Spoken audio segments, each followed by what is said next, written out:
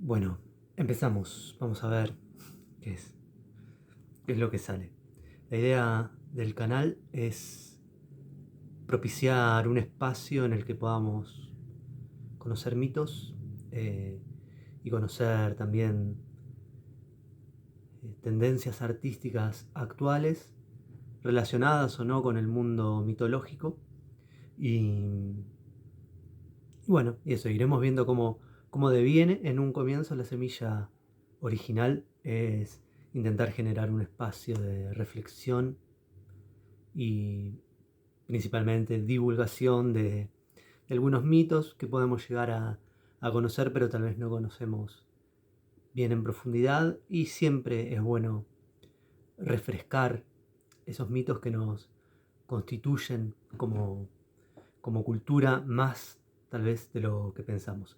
Y empezamos con el mito de Narciso y Eco. Es un mito bastante conocido, pero que creo que no lo creo yo solamente.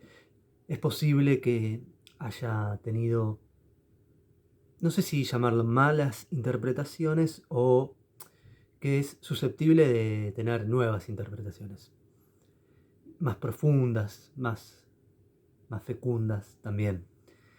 Eh, Como todo mito, hay varias versiones del mismo, es decir, todo mito nace principalmente en la cultura oral y luego algunos de ellos son escritos y al ser escritos adquieren características diversas acorde al escritor o escritora que los plasme, y también en distintas regiones pueden variar, si bien lo esencial suele conservarse.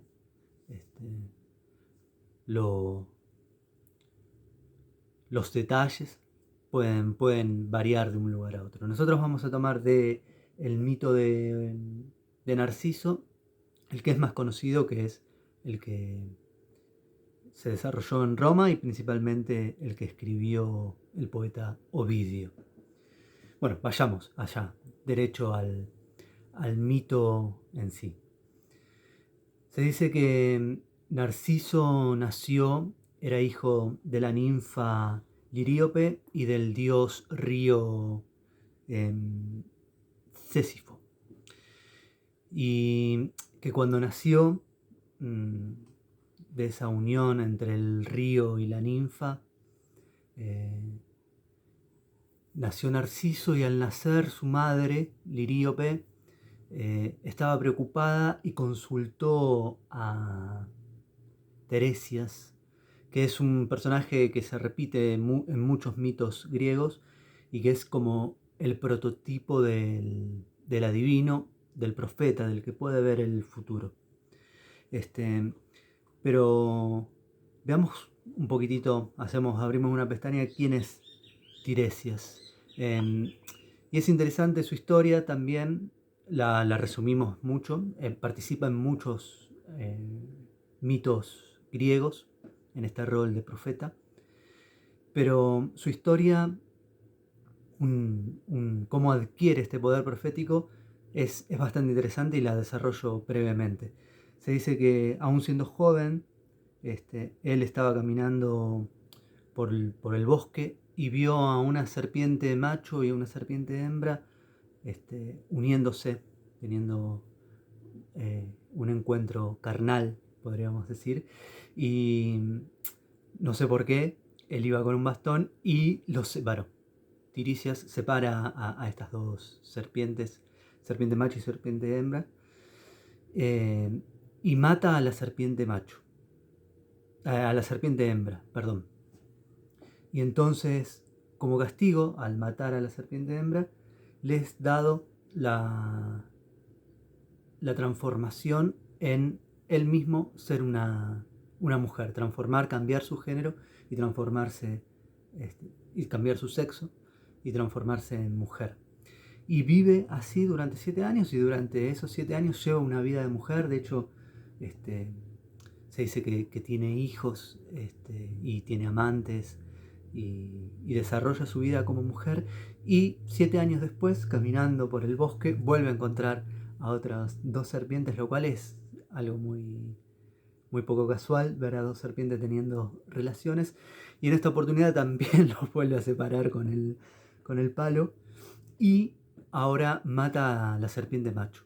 Y entonces vuelve a darse la oportunidad de él de volver a cambiar de sexo y volver a su sexo original, que era, que era ser macho, que era ser hombre. Y esa condición entonces le da lo sitúa en un lugar de mucho privilegio, que incluso ni siquiera los dioses podían estar en ese lugar, de saber profundamente cómo es ser mujer y cómo es ser hombre. Y se dice que en el Olimpo Hera y Zeus estaban teniendo una discusión acerca de quién era el que disfrutaba más teniendo sexo, si el hombre o la mujer. Y Hera sostenía que era el hombre, intentando engañar a Zeus, no sé bien por qué. Y Zeus decía que era la mujer, entonces deciden llamarlo a Tiresias, y que él, que había tenido la oportunidad de tener las 2 experiencias, dijese quién era el que disfrutaba más. Y se dice que Tiresias dijo que si dividiésemos el placer sexual en 10 partes, 9 de esas partes serían el placer que tiene la mujer y solamente una sería la que tiene el hombre, dándole de esa forma la razón a Zeus. Hera se enoja con él, con el futuro adivino, aún no poseía el don de la adivinación, se enoja con él y entonces lo vuelve ciego, le quita el poder de la visión.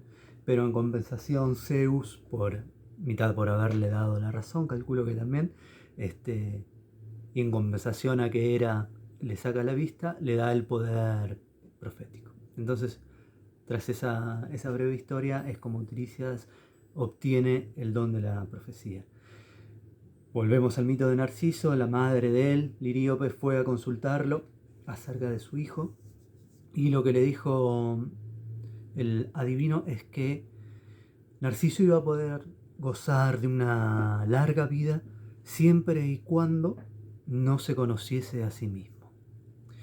Entonces, teniendo en cuenta esta advertencia profética, Liríope saca todos los espejos posibles donde Narciso pudiese reflejarse, y vaya todas las posibilidades en las que Narciso pudiese verse a sí mismo y pudiese conocerse. Y entonces, nada, Narciso desarrolla su vida con esa particularidad de no haberse visto nunca a sí mismo y de no conocerse a sí mismo, lo cual tiene esta doble acepción con la cual empieza a jugar el mito. Y se dice que Narciso creció con una belleza tal que casi cualquier ser que lo viese era subsumido en una especie de hipnosis ante tal belleza infrecuente. Y entonces ninfas y hombres, mujeres e incluso dioses, al verlos, eran encantados por la belleza de Narciso. Y en este sentido entra la segunda protagonista del mito de Narciso y Eco, que es justamente Eco. Se dice que Narciso era un muy buen cazador y estaba cazando ciervos, lo cual también tiene un significado particular de lo que significa el ciervo mitológicamente. Bueno, no entramos ahí, pero Narciso era un gran cazador, estaba cazando en el bosque, y en una de esas oportunidades Eco lo ve y le pasa lo que le pasaba a la mayoría de los seres que contemplaban a Narciso, y queda encantada y enamorada ante la belleza de Narciso. Pero le da mucha vergüenza poder acercarse a él. ¿Por qué? Contemos entonces brevemente, abrimos la segunda pestaña, quién era Eco. Eco también era una ninfa que se dice que fue criada del monte Elequión, que fue criada también por las musas. Y se dice que ella poseía la virtud del discurso, tenía un poder muy elaborado de persuadir con la palabra, de encantar con la palabra y un gran poder de expresarse de forma muy sofisticada con la palabra. Y en cierta ocasión, Zeus, que ya saben ese chiste que dice que la mitología griega tiene toda esta cantidad de mitos, pero que si Zeus hubiese sido más casto en su sexualidad, la mitología griega sería esta cantidad de mitos. Bueno, y en ese sentido Zeus estaba con las ninfas del bosque, amigas de Eco, y en cierta oportunidad Eco le hizo, como decimos, el aguante a Zeus y a sus amigas, hablándole a Hera y distrayéndola y con esta capacidad que tenía de incluso casi hipnotizar con el uso de la palabra, distrajo a Hera mientras le daba tiempo a Zeus y a las demás ninfas de poder huir y no ser vistas por Hera. Pero en cierta ocasión Hera se enteró de lo que estaba haciendo Eco y entonces en castigo le quita ese don, ese poder de la palabra, ese poder de la persuasión que tenía Eco y la condena a tener que repetir las últimas palabras que su interlocutor le decía. Es decir, condenándola a no poder mantener un diálogo con nadie. Ante ese castigo, Eco decide refugiarse en soledad en los bosques y en ese refugio, en ese exilio, autoexilio, es que ve a Narciso cazando en los bosques y se siente profundamente atraída hacia la belleza de Narciso, pero a la vez con muchísimo miedo de poder acercarse porque no encontraría las palabras para poder transmitirle lo que le estaba pasando. Y intenta, mientras Narciso caminaba por el bosque, en una de esas jornadas, Eco sin querer pisa una rama, hace un ruido en el bosque y Narciso se da cuenta de que alguien lo estaba observando y le pregunta quién anda ahí y lo único que puede responder Eco es ¿quién anda ahí? Y se sitúa esta imposibilidad de poder expresar lo que estaba viviendo, lo que estaba sintiendo, intenta hacerlo de una forma torpe con los animales, pero es imposible y Narciso la rechaza en esos intentos torpes de manifestar su amor.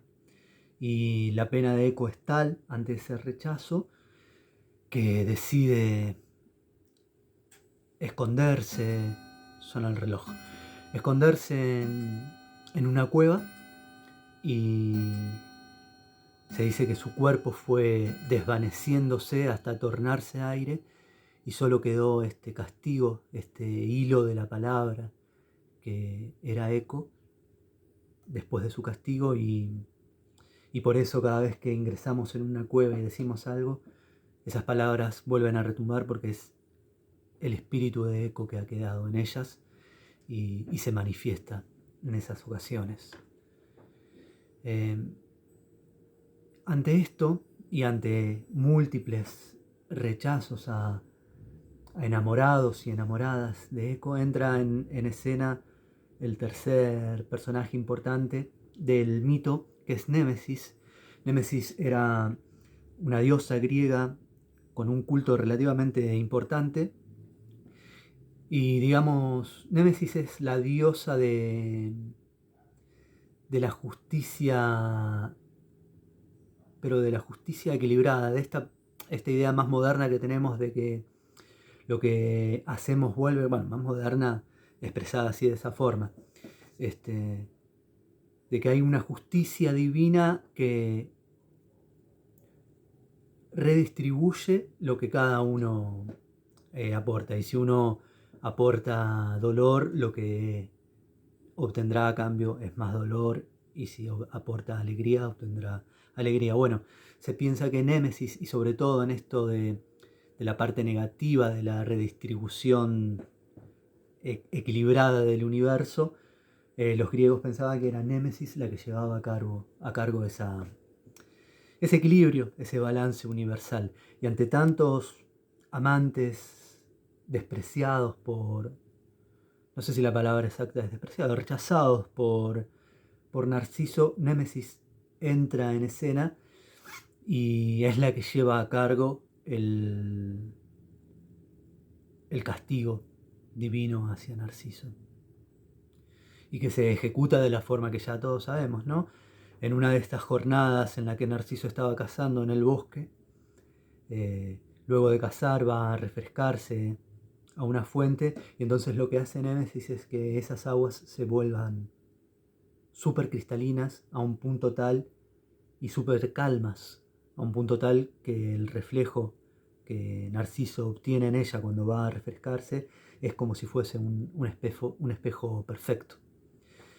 Y eso es lo que sucede, y al verlo Narciso y ver su propio reflejo, ahí se torna radicalmente importante la profecía de Tiresias al comienzo del mito, y ahí es cuando Narciso de alguna forma se conoce a sí mismo, ve su reflejo, y eso que nunca le había sucedido a él mismo al contemplar a nadie, y que le sucedía a casi todos al contemplarlo a él, de sentirse encantado, profundamente subsumido ante la belleza externa, pero que en su caso también era la belleza propia.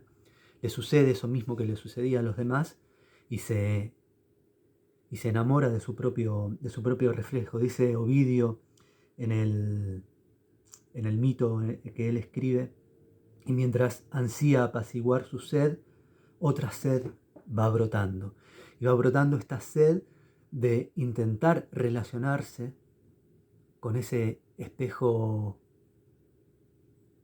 tan, tan sutil, tan inmaterial que puede llegar a ser el agua, y ante la imposibilidad de poder hacerlo de una forma carnal, de una forma real, concreta, y a Narciso le termina sucediendo lo mismo que a Eco, termina desvaneciéndose ante la imposibilidad de poder moverse de ese reflejo que lo ha atrapado, queda subsumido en su propio encanto, y su cuerpo va desvaneciéndose, desapareciendo, hasta que desaparece completamente, y en el lugar donde sucede eso es donde brota la flor del narciso, la planta del narciso, que tiene una flor que recibe el mismo nombre, y que aún hoy sigue brotando y brota en lugares cercanos a espejos de agua. Y la raíz de la palabra narciso comparte raíz etimológica con la palabra narcótico, lo cual es bastante sugerente también. Y bueno, ese es el mito. Y la interpretación más psicológica que se le ha dado, creo que todos hemos escuchado la frase de que vivimos en una época narcisista, es la idea esta de la persona que se enamora de sí mismo en un acto gigantesco de egolatría y de vanidad, ¿no? Se equipara al narcisismo desde este punto de vista patológico de la psicología con una vanidad incluso enfermiza. Pero me parece que el mito, como todo mito, pero este en particular, tiene lecturas muchísimo más ricas, ¿no? Este paralelismo entre el desvanecerse de lo material, del cuerpo de Eco y del cuerpo de Narciso, de lo más grosero, si se quiere, y tornarse, en el caso de Eco, susurro, y en el caso de Narciso, transformarse en flor, ¿no? Y indudablemente también este juego con el conocerse a sí mismo. Narciso, cuando termina conociéndose a sí mismo, cuando termina o empieza a conocerse y termina sutilizándose de una forma tal que termina transformándose también en belleza, en flor, también esta inmaterialidad y incluso imposibilidad de definirlo en términos físicos del sonido, que es eco, y también del color, que es la flor. También me parece interesante este paralelismo entre eco como quien enamora con las palabras originalmente y que termina transformándose por un castigo divino en un simple eco, en una simple repetición de palabras ajenas, pero que a la vez también se vuelve palabra eterna. El eco, si queremos pensarlo en cierta medida, es una palabra eterna que siempre está, aún cuando no la escuchemos, basta un simple sonido para que renazca. Y este renacer también de Narciso en las innumerables futuras floraciones que nos recuerdan también lo cíclico de la belleza, pero en ese cíclico su eternidad. Entonces, y esas son lecturas súper posibles del mito,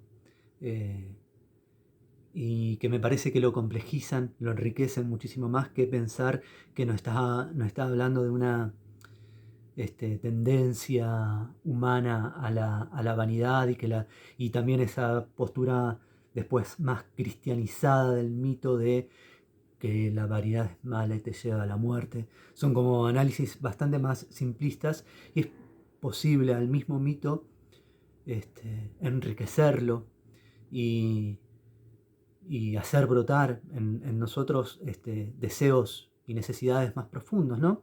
El deseo de conocernos a nosotros mismos y en ese conocernos, sutilizarnos y volvernos, no digo volvernos flor o volvernos susurro, pero sí sutilizarnos y sí también emprender el camino de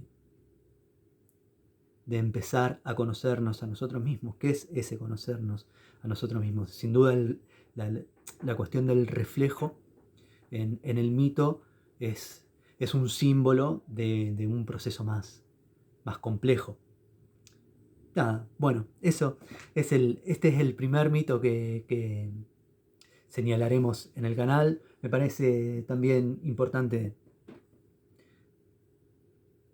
hacerlo de esta forma, no tan youtuber, sino simplemente una persona ante una cámara contando un mito y invitándoles a reflexionar sobre el mismo, sin cerrar ninguna reflexión ni ninguna lectura del mito. Y la idea es ir conociendo mitos no solo de la mitología griega, sino también nórdica y también nuestra americana, y intentar complejizarlos en la medida que podamos en estas posibles lecturas.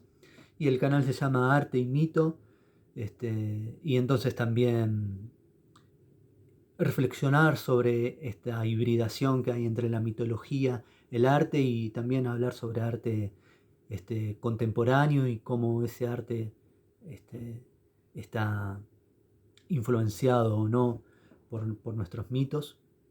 Y nada, iremos viendo cómo evoluciona.